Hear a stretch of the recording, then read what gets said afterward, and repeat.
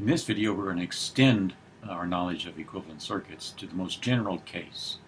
And last time we asked, what does the source see?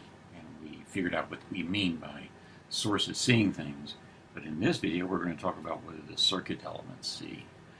This is going to open the door to the generalization of what we've already talked about, namely the Thevenin and the Meyer-Norton equivalent circuits. These are very important to understand and appreciate the knowledge they give us. So let's talk about a little bit of an extension of what we've already talked about. If you recall, this was our original circuit. We had a source, and our system was a series resistance, and we know that for that case, V out was R2 over R1 plus R2 times Vn. We used voltage divider to find it. Well, if you're going to actually use that voltage for something, it has to be attached to the sink. Remember our old system thinking that we have to send our message to the sink. And the input to most circuits that we care about look like a simple resistor. And so the question is, if I attach my circuit to the receiving circuit, which is going to look like a resistor, does that change the output voltage V out? You may say, well, the voltage V out is across both the RL and across our original R2, but in reality, it's really across the parallel combination. Well, that changes the resistance, so you should expect there might be at least the possibility of some change in V out. So I want to explore that. By the way, RL, this is standard terminology. This L here stands for load, and that's a term that comes from the power industry. Well, how do we think about this? And here's the way I want to do this. I want to try to figure out, what does the load resistor see? What is the circuit that it sees looking back in that way? That's going to be a key for us. So that's what I meant by, what do the circuit elements see? Well, it's not just a simple resistor, of course. There's a voltage source in here, so the series and parallel rules don't quite apply. However, we can use the principle of superposition here to figure this out. If you think about this for a little bit, if I drew a box around here, this just looks like a regular old generic circuit with the current defined going in the positive side of the voltage defined for it. And I could figure out the voltage if you just gave me the current. But because of the presence of the source, there's going to be an additional term, which is the part of V that's due to the source.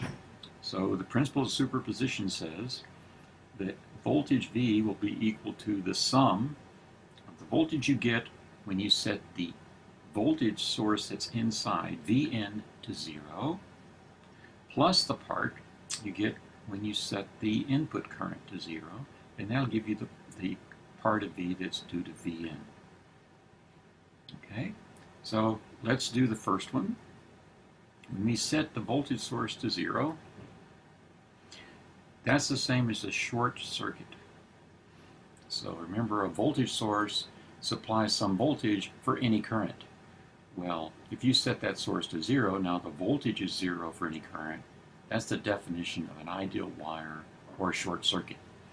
So now, what do we see looking into the circuit? We see R1 in parallel with R2, and so we know that at least that component of the output voltage is given by a simple resistive-like term. And now if you go on to setting I to 0, so I'm going to turn the source back on. Our source is alive and well. And then setting I equal to 0 means there's nothing attached to the terminals. And what we have is the same circuit that we had before that we already analyzed. You simply use voltage divider to figure out what V out is, and this is what we got last time. So V is going to be the sum of two terms. If you think about that as a system, and you want to know what the VI relation is, you can use this superposition principle, and we see that, at least for this case, that's what we get. We get that V is equal to some resistance-like term times the current plus a source-like term. Well, that opens the door to a really interesting result. So let's define something. I'm going to call that REQ, equivalent resistance. I'm going to call the second term VEQ, equivalent voltage. And I want to point out that something that of this form, which can be written like that, that is the same VI relationship that applies to this circuit. And of course the subscripts EQ here mean equivalent. So these two circuits you cannot tell them apart just from the terminals. They look identical because their VI relationships are exactly the same. So I can express, in particular, as a very simple circuit, a very complicated circuit containing voltage sources and resistors. We're going to show in a second that you can, in addition to voltage sources, you can have current sources too. So this is called the Thevenin equivalent circuit, and it's named for a late 19th century engineer who developed the equivalent circuit idea while he was learning to teach a course at the École Polytechnique in Paris. So that's quite interesting. But there's even more. So here's our simple little circuit that we've been talking about, and here's the Thevenin equivalent relationship for it. I'm going to turn that equation around. I'm going to write this as I equals something.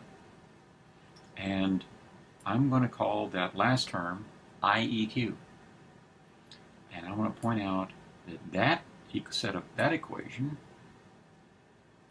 describes behavior of this circuit, where there is a current source in parallel with REQ. It's the same REQ that we had when we talked about the Thevenin equivalent.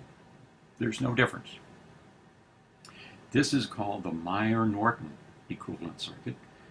Meyer-Norton is named for two engineers, Edward Norton, who is from the US, and Hans Ferdinand Meyer, who is from Germany. And they developed this idea at almost exactly the same time, but independently. So we have two different ways of thinking about a circuit.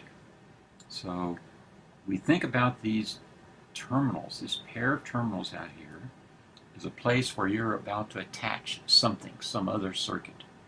And you want to know what does that circuit look like in order to simplify your calculations. You can describe it either as a voltage source in series with a resistor, or you can describe it as a current source in parallel with the same resistor, whichever seems to be the easiest approach for your application. They both apply. You can do either one. So this really simplifies things. In fact, this is a profound result. This says that no matter how complicated a circuit is inside, consisting of sources, current sources, voltage sources, and resistors, it all can be summarized as a simple voltage source in series with an equivalent resistance. This equivalent resistance is sometimes called the output resistance.